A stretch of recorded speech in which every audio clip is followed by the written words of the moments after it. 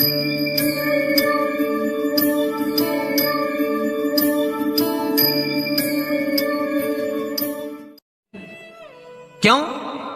तो लिंग पुराण के अंदर और शिव महापुराण के अंदर वर्णन किया गया कि भगवान शंकर ने नंदी को वचन दिया था, सुनो नंदी।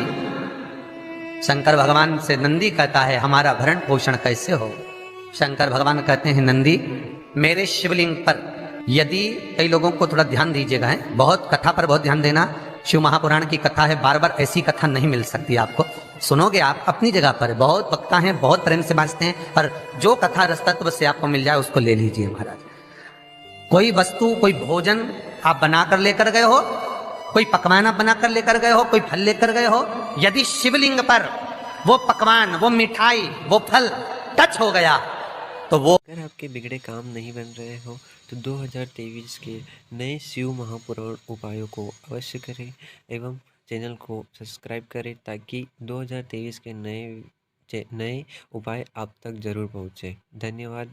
इसी के साथ श्री शिवाय नमस्तुभ्यम। मिलते हैं अगले वीडियो में। वो खाने के योग्य नहीं रहता, वो घर पर लेकर मत आना, मंदिर में ही छोड़कर। यदि भोजन, पकवान, मिठाई, शिवलिंग यहाँ पर है और भोजन का भोग तुमने इतनी दूर से लगाया है, फल इतनी दूर रखा है, वो शिवलिंग पर टच नहीं करा गया है, तो उस प्रसाद को, उस फल को आप पा सकते हो, उसको खा सकते हो।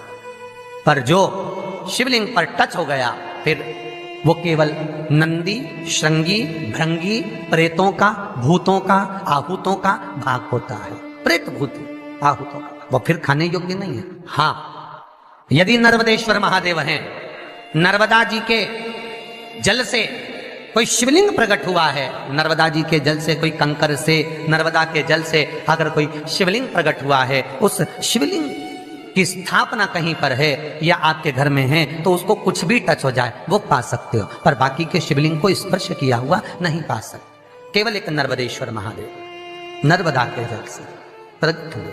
कई लोग पूछते हैं ये सांप है कौन, ये सर्प है कौन, तो उसको बताओ ये भगवान शंकर के गले में जो एक सांप पड़ा हुआ है ये भगवान विष्णु हैं। और शंकर भगवान के सिर पर जो जटा में सांप दिखता है, वो हाथ में सांप बंधे रहते हैं, वो दो हाथों में, कमर पर, सिर पर, केशों पर जो सांप 5 नजर आते हैं वो, तो बताओ ये शंकर भगवान की 5 लड़कियां हैं, जया, विषहरा, शामली बारी, दो तली और देव।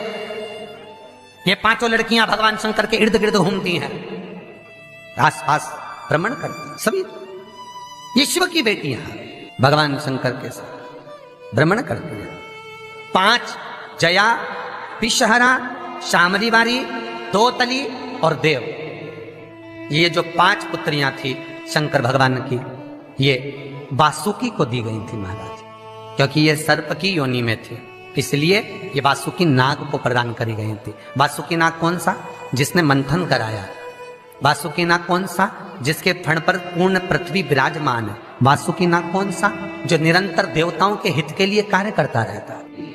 एक पान के पत्ते के ऊपर, मात्र पान जानते हो, वो खाने वाला जो पान करता है उसका पत्ता, पान के पत्ते के ऊपर जो चंदन से शंकर के नाम, पार्वती का नाम और ब्रह्माणी सरस्वती का नाम लेकर शिव को समर्पित कर दे महाराज, उसकी भी तिथि बताइए, बड़ी सुंदर है। जब रवि का पुष्य योग पड़े, रवि पुष्य नक्षत्र हो, रवि का पुष्य योग पड़े, उस समय पान के पत्ते पर चंदन से शंकर, पार्वती और सरस्वती का स्मरण कर कर जो शिवलिंग के ऊपर उस पान के पत्ते को चढ़ाकर 5 बेलपत्र, 3 समी पत्र समर्पित कर देते हैं, उस बच्चे से चढ़वा देते हैं, वो बच्चा कभी पढ़ने में कमजोर नहीं होता, विद्या में बढ़ता ही बढ़ता है। पलटकर माँ बाप को देखना ही नहीं पड़ेगा, बच्चे को कभी भी माँ को कहना ही नहीं पड़ेगा कि पढ़ने बैठ, वो खुद पढ़ेगा, रुचि से पढ़ेगा। 5 बेलपत्र, 3 समी पत्र समर्पित कर दें, भगवान शंकर का स्मरण करें और उस बच्चे को प्रणाम करवा कर वापिस लेकर आए। बच्चा विद्या में प्रबल होता है, विद्या प्रकट भगवान शिव देने वाला है। सरस्वती को स्वर बोले। शिव महापुराण की कथा, लिंग पुराण की कथा, विष्णु पुराण की कथा, पद्म पुराण की कथा कहती है कि किसी वृक्ष के नीचे, जिन वृक्षों का गुणगान हमारे शास्त्र करते हैं, जिन वृक्षों का गुणगान हमारी पुराणे करती हैं, उन वृक्ष के नीचे अगर एक मंत्र का मन का भी फेरा जाए तो उसका पुण्य हजारों गुना प्राप्त हो जाता है, आप रूप प्राप्त होता है अपने आप जिस पुण्य को करना चाह रहे हैं। मेरा बहुत निवेदन है महाराज, बहुत प्रयास करा करो, प्रयास करना।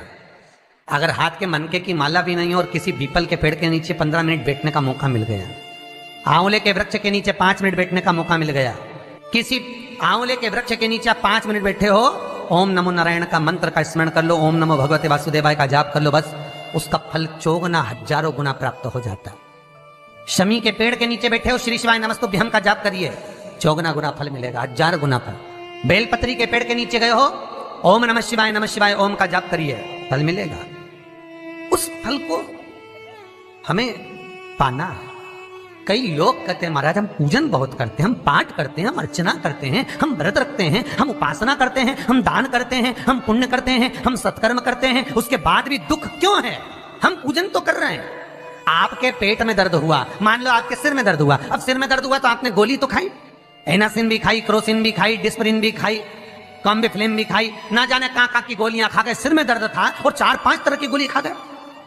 तुमने जब तो गोली खा ली और गोली खाने के बाद तुम्हें थोड़ा सा असर भी हो गया, पर इतनी गोलियां जो खाई है तो बाद में रिएक्शन तो करेगी, कुछ तकलीफ तो देगी, कुछ गर्मी तो करेगी, बीपी शुगर ऊंचा नीचा कर सकती है, नहीं पाई। उसी तरह मंत्र, माला, पाठ, जप, अनुष्ठान फल कब देते हैं और फल कब नहीं देते, ये शिव महापुराण की उमा संहिता कह रही। शिव महापुराण का उमा खंड, पार्वती खंड को अच्छे से पढ़िए तो उसमें बताया है, उसमें वर्णन किया है। हम पाठ करने बैठे, इतनी बड़ी पोथी लेके लोग बैठ जाते हैं, पहले राम रक्षा